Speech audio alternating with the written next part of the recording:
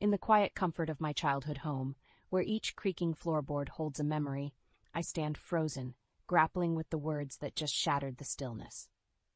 Gregory, my husband of 8 years, his face an unreadable mask, drops the bombshell that upends everything. Lydia, it's decided. Alara is moving in and your mother needs to go to a nursing home. If you're not okay with that, we can always divorce, he states coldly. Behind him, Alara, his sister, smirks with a venomous glee that chills me to the bone. Their cruelty, stark and unapologetic, feels like a physical blow. I've always believed in the sanctity of family, in the bonds that were supposed to be unbreakable. But here I am, watching those bonds fray and snap before my very eyes.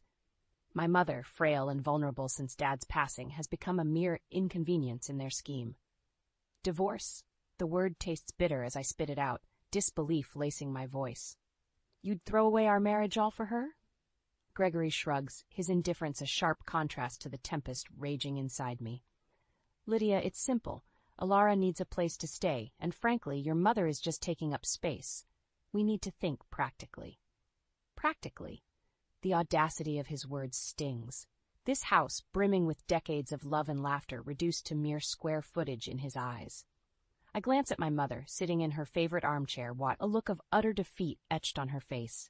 The image of her being sent away, discarded like an old piece of furniture, ignites a fire within me.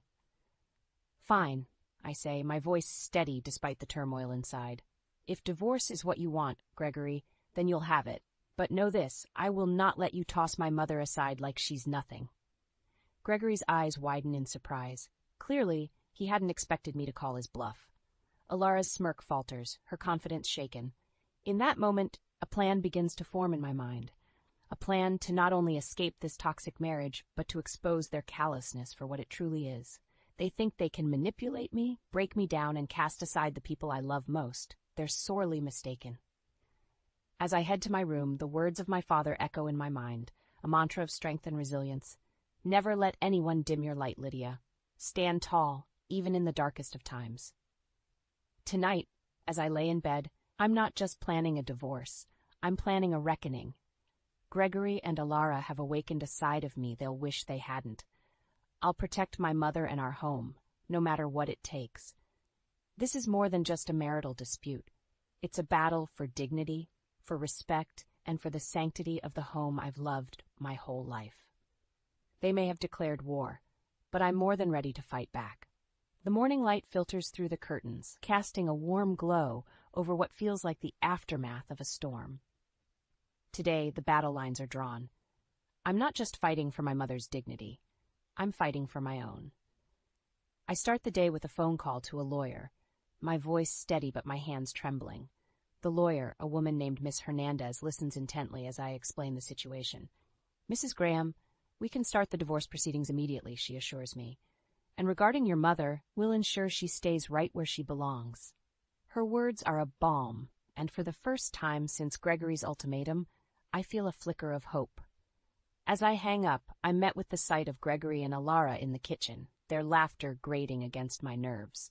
Alara, perched on a stool, is flipping through a magazine, while Gregory prepares breakfast with an air of forced normalcy. Good morning, Lydia, Gregory says, his tone casual, as if our world hadn't just crumbled. I've contacted a lawyer, I reply, my voice devoid of emotion. We're getting a divorce, Gregory, and my mother is staying. Alara's eyes snap up from her magazine, her earlier smugness replaced by shock. You're serious? You'd really throw away your marriage over this? Over this? I echo, my anger simmering. This is about respect, Alara, something you know nothing about. Gregory sets down the spatula, his face hardening. You're being irrational, Lydia. You can't just... Irrational? I cut him off. No, Gregory. What's irrational is expecting me to abandon my mother for your sister's convenience. The tension in the room is palpable, a silent war raging with every word exchanged. My mother shuffles into the room, her presence a reminder of what's at stake. Lydia, is everything all right? She asks, her voice frail. Everything's going to be fine, Mom, I assure her, my resolve strengthening. Gregory and Alara exchange a look, a silent conversation that speaks volumes. They had underestimated me, and now they're scrambling. In the following days, the house becomes a battlefield of silent glares and unspoken words. Alara's presence, once just an annoyance, now feels like a constant provocation. Every smug smile, every dismissive gesture fuels my determination. The day I receive the divorce papers, my hands shake as I sign them. There's no joy in this victory, only a deep sense of loss for what could have been. But as I watch Gregory's face fall when I hand them to him, I feel a surge of empowerment. "This is what you wanted, isn't it?" I say, my voice steady. "Freedom from us, from responsibility. Well, you've got it." Gregory's response is a mumbled excuse, a feeble attempt to justify his actions. But I'm done listening. I'm done being the one who bends. As I retreat to my room, the reality of what I've set in motion hits me. There's no turning back now, but in this moment of solitude, I don't feel fear or regret. I feel a fierce sense of pride. I am Lydia Graham, and I will not be broken. Not by Gregory, not by Alara, and certainly not by the cruel hand fate has dealt me. This is just the beginning. The real battle is yet to come, and I am ready for it. The days following the initiation of the divorce proceedings feel like navigating a minefield in what used to be my sanctuary. Gregory's aloofness and Alara's scornful glances are constant reminders of the battle I'm embroiled in. But I refuse to be intimidated in my own home. A week later, I'm sitting across from Miss Hernandez in her office, the divorce papers spread out like a map of a battlefield. "The good news," she begins, her eyes scanning the documents, "is that you have a strong case for keeping the house, especially given your mother's condition." I nod, a mixture of relief and sorrow washing over me. This house, once a symbol of familial warmth, has become the core of my struggle. "But," Miss Hernandez continues, "there's something unusual. It seems Gregory has significant debts, ones he's kept hidden." "Debts?" The word hits me like a wave. Gregory's secretive phone calls and sudden expenses now make a chilling sense. The realization that he's not only betrayed my trust but also endangered our financial security is a bitter pill to swallow. "Can he claim the house because of these debts?" I ask, my voice barely above a whisper. "It's unlikely, given the circumstances. But we need to be prepared," she replies, her tone firm yet reassuring. Armed with this new information, I return home, my mind racing. The sight of Alara lounging in the living room, her feet disrespectfully propped up on the coffee table, ignites my anger. "Enjoying yourself?" I ask, unable to mask my contempt.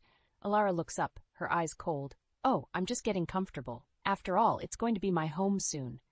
Her smugness is like a slap in the face, but I stand my ground. "Actually, Alara, you might want to start looking for another place. The house isn't going to be part of the divorce settlement." Her smirk fades, replaced by a flicker of panic. "What do you mean?" Gregory said. "What Gregory said and what's legal are two different things," I cut her off. "And while we're at it, let's discuss your brother's hidden debts." Alara's face strains of color. "Debts? What are you talking about?" "Oh, don't play dumb, Alara. It's unbecoming," I retort. "Gregory's financial troubles are going to complicate things for both of you." For the first time since she arrived, I see uncertainty in Alara's eyes. The revelation of Gregory's debts seems to have shaken her confidence, her facade of control slipping. Gregory walks in at that moment, his face a mask of confusion. "Lydia, what's this about debts?" "Ask your brother, Alara. He seems to have been keeping secrets from both of us," I say, turning to leave the room. As I walk away, I can't help but feel a sense of satisfaction. The tables are turning, and for once, Gregory and Alara are the ones caught off guard. But this is more than just a game of one-upmanship. It's about justice, about reclaiming my life and protecting my mother. Gregory and Alara may have thought they could control me, but they're about to learn just how wrong they were. The battle lines have been drawn, and I'm not just defending my ground, I'm advancing. The following days are a blur of cold exchanges and tense silences. Gregory's once familiar presence now feels like an oppressive cloud hanging over the house. Alara, though visibly shaken by the revelation of the debts, clings to her disdainful attitude. But their veneer of confidence is cracking, and I intend to shatter it. One evening, a week after my meeting with Miss Hernandez, I receive an unexpected phone call. It's from Posey, my mother-in-law. Her voice, usually laced with subtle barbs, now trembles with unease. "Lydia, we need to talk. Can you come over?" she asks, a note of desperation in her tone. The next day, I find myself at Gregory's parents' house, a place I had once considered a second home. The door opens, and Posey stands there, her usual poise replaced by a nervous fidgeting. "What is it, Posy? Why the sudden need to talk?" I ask, stepping inside. In the living room, the air is thick with tension. Posy wrings her hands, a clear sign of her anxiety. "Lydia, we heard about the divorce and the debts. Gregory never told us." "Seems he didn't tell anyone," I reply, my words sharp. Posy sighs, the weight of her son's actions bearing down on her. "Lydia, please, is there any way this can be resolved without all this mess?" I can't help but feel a bitter satisfaction at her discomfort. This was the woman who had subtly undermined me at every turn, who had always favored her son's whims over my well-being. "Posy, you're asking me to overlook your son's betrayal, his lies, and his attempt to throw my mother out of her own house. You think that can just be swept under the rug?" I demand, my voice rising. Posy flinches, the reality of my words hitting her hard. I didn't know about all that," she stammers. "That's the problem, Posy. You never knew, or perhaps never wanted to know. Gregory and Alara's actions are a reflection of what they've been taught, what they've been allowed to get away with," I say, my gaze unwavering. For a moment, Posy seems lost for words, the veneer of the matriarch crumbling before me. Then, with a heavy sigh, she speaks. I'm sorry, Lydia. I didn't realize." As I leave their house, Posy's apology echoing in my ears, I feel a complex mix of emotions. Anger, certainly, at the years of subtle jabs and favoritism, but also a sense of closure, of having spoken my truth to the woman who had, in many ways, enabled Gregory's behavior. This isn't just a victory in the battle of the divorce, it's a personal victory, a reclaiming of my voice and my worth. Gregory and Alara may have started this war, but I'm the one who's going to end it.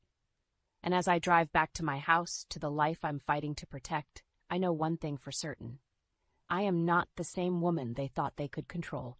I am stronger, fierier, and more determined than ever. The real battle is just beginning, and I am ready for it. The finalization of the divorce arrives like a storm, fierce and liberating. Gregory's signature on the papers is more than a legal formality. It's the end of a chapter filled with betrayal and the beginning of a new narrative written on my terms.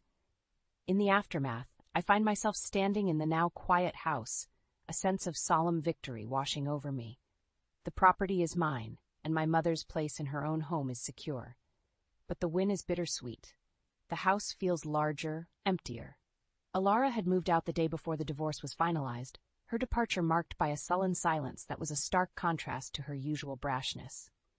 As she left, our eyes met, and for a fleeting second, I saw something that resembled regret. But it was gone as quickly as it appeared, replaced by the familiar scowl. In the weeks that follow, I focus on rebuilding. The house undergoes a transformation, each change a step towards reclaiming my space. Fresh paint, new curtains, and the removal of everything that reminds me of Gregory and Alara. My mother watches this process, her eyes reflecting a mix of sadness and relief. "Lydia, are you sure about all this?" she asks one evening, her voice tinged with concern. "I've never been more sure, Mom," I reply, placing a comforting hand on her shoulder. "This is our home, and it's time we made new memories here." But the past isn't ready to let go just yet. One evening, a knock on the door disrupts the newfound peace. Standing on the doorstep is Oswald, Gregory's father. His eyes are weary, his posture resigned.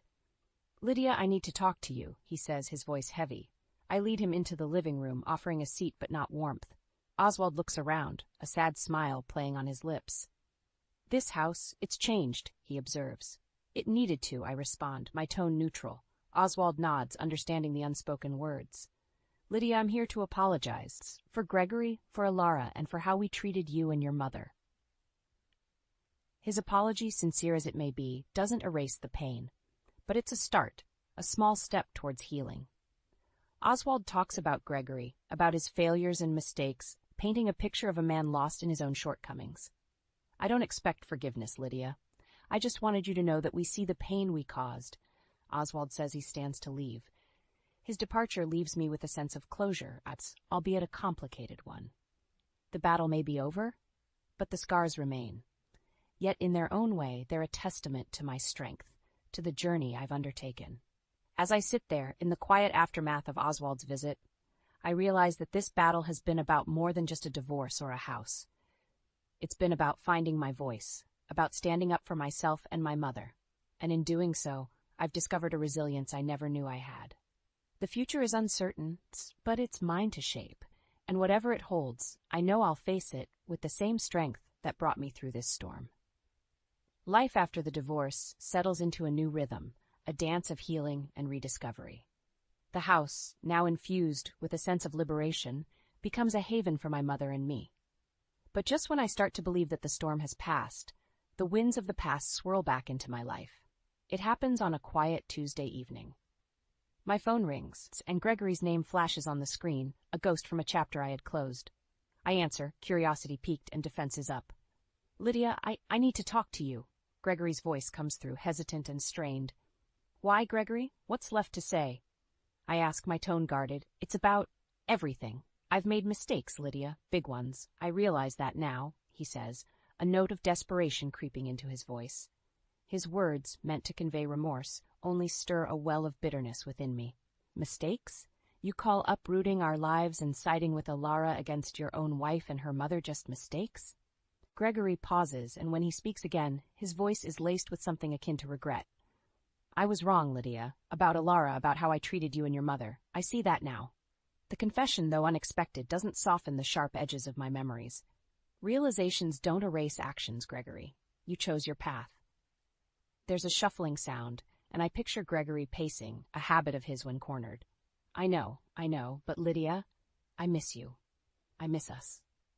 The admission hangs in the air, a plea wrapped in nostalgia. But the man I loved, the man I thought I knew, vanished long ago, replaced by a stranger. "Miss us? Gregory, there is no us anymore. You made sure of that." My voice steady. Gregory's voice breaks slightly. "Can we meet? Just once to talk. Please, Lydia." The request, a blend of hope and despair, makes me pause. Part of me yearns for closure, for a final goodbye to the man I once shared my life with. But another part, the part hardened by betrayal, knows better. "No, Gregory, there's nothing left to discuss. We've said all there is to say," I say, the finality in my voice sealing the conversation. As I end the call, a sense of empowerment washes over me. The Gregory who stood on my doorstep all those months ago, demanding changes I couldn't accept, is no more. In his place stands a man broken by his choices, seeking solace in a past that no longer exists. That night, as I sit with my mother, sharing stories and laughter, I realize the full extent of my journey. From a woman caught in the tides of others' decisions to one who commands her own destiny. The road ahead is mine to travel, with its twists and turns, its shadows and lights. But one thing is clear. I am no longer the woman who once sought validation in the eyes of a man who could not see her worth. I am Lydia, whole and unbroken, master of my story. In the weeks that follow my last conversation with Gregory, life takes on a peaceful rhythm. My mother and I find joy in the small things, gardening, cooking, and long walks in the neighborhood. The house, once a battleground, is now a sanctuary of tranquility. But just as I begin to bask in the calm, an unexpected encounter jolts me back to reality. It's a sunny Saturday morning, and I'm at the local market when I spot Alara. She's at a fruit stand, her once haughty demeanor replaced by a look of wariness. Our eyes meet, and for a moment time stands still. I approach her, curiosity getting the better of me. "Alara, it's been a while." She turns, her face a mask of surprise and discomfort. "Lydia, yeah, it has." Her voice lacks its usual edge, her posture deflated. The sight of her so diminished stirs a complex mix of emotions within me. "I heard about the debts, the troubles you and Gregory are facing," I say, keeping my tone neutral. Alara lets out a sigh, the fight seemingly drained from her. "Yeah, things didn't quite go as planned. Gregory's struggling, and I guess I didn't help matters." Her admission, a rare glimpse of vulnerability, takes me aback. "I suppose we all have our lessons to learn," I reply. Alara nods, a flicker of something like remorse crossing her face. "I just wanted to say, Lydia, I'm sorry. For everything." The apology, unexpected and raw, leaves me momentarily speechless. This was the woman who had once seemed incapable of regret, now standing before me, seeking forgiveness. "Apology noted, Alara. But it doesn't change what happened," I say, my words firm but not unkind. "I know," she replies, her gaze dropping. I needed you to know." We part ways, the encounter leaving a trail of mixed feelings in its wake. As I walk back home, I reflect on the journey I've embarked on, the pain, the betrayal, and the triumphs. In the solitude of the evening, I sit with my mother on our porch, the sunset painting the sky in hues of orange and pink. We talk about the future, about the possibilities that lie ahead. "Mom, do you think I did the right thing?" I ask, seeking affirmation. She takes my hand, her eyes warm and understanding. "Lydia, you stood up for yourself and for me. You showed strength and grace in the face of adversity. Yes, you did the right thing." Her words settle in my heart, a comforting affirmation of my choices. As the night falls, I realize that this chapter of my life, though fraught with challenges, has been a crucible of transformation. I am no longer defined by the shadows of my past. I am a woman reborn, resilient, and free. My story, once entangled in the whims of others, is now mine to write. And as I look to the stars, I make a silent vow to live a life of authenticity, to cherish the love of my mother, and to embrace the endless possibilities that await. I am Lydia Graham, and my journey is just beginning.